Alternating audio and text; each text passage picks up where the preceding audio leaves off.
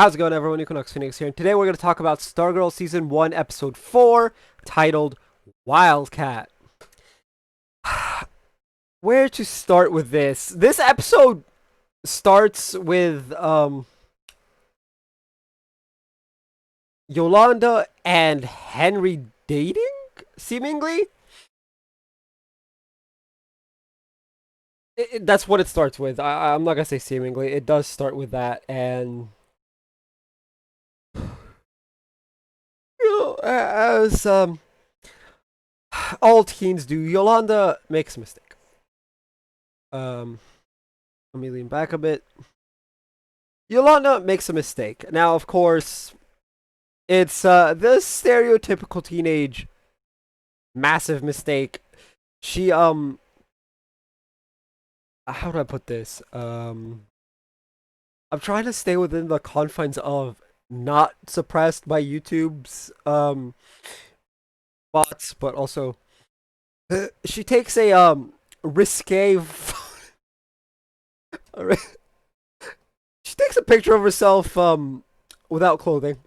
It's probably the best I can do right now. And Henry shares it with another girl who then sends it to the entire school.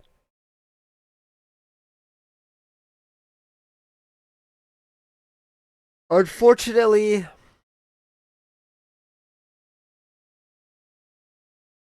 as a result of this, Yolanda is then ostracized. We now know why everyone calls her the S word. That I definitely cannot say or put on screen in any format. We know why they call her that now. She made a massive mistake.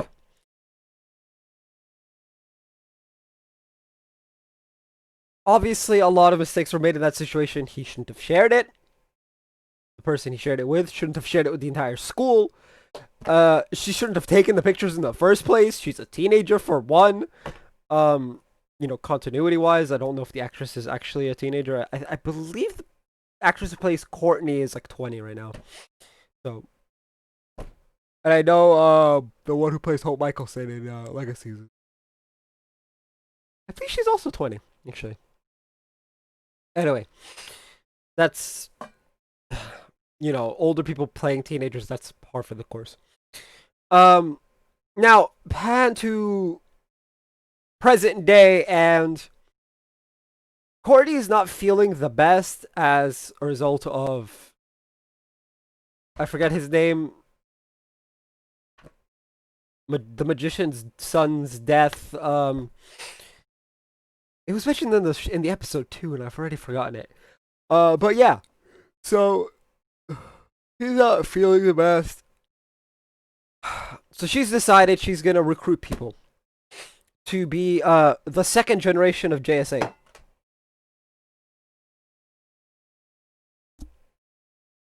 Which is great. Now, enter Yolanda, or I guess technically enter Courtney, because she she convinces Yolanda to try on the Wildcat suit. Now, lo and behold, the suit is one size fits all, which is great because it means that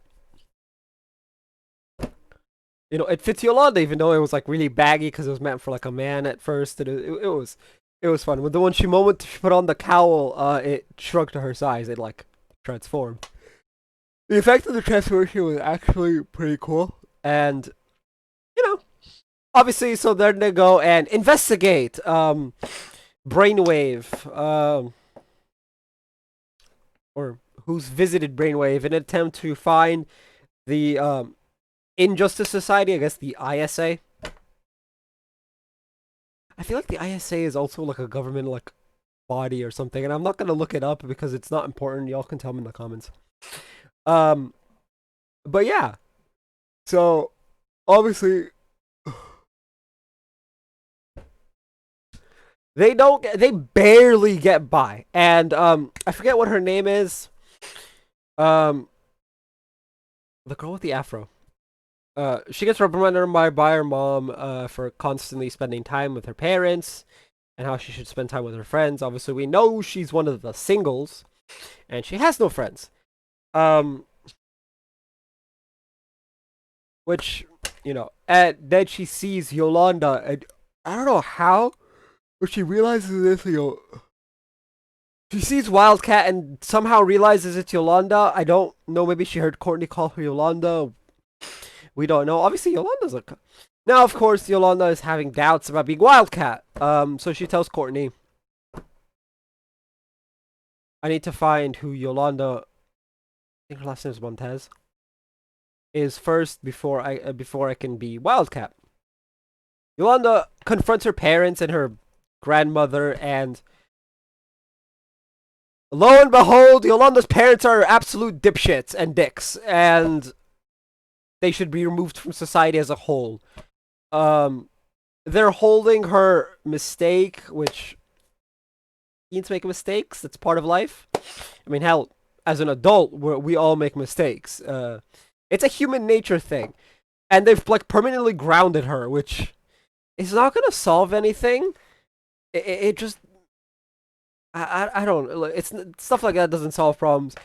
Obviously, it brings her to tears. She goes to her room. Courtney snuck into Yolanda's house and dropped off the Wildcat suit.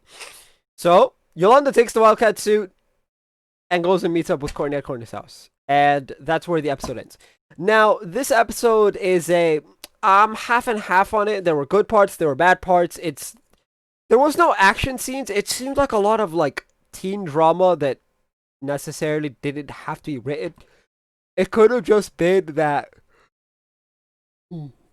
people thought she was like a freak or whatever because she like did boxing and she's a girl, stereotypical teen judgmental thing. It didn't have to go that far into teenage nonsensory that like has like massive effects on your like whole life.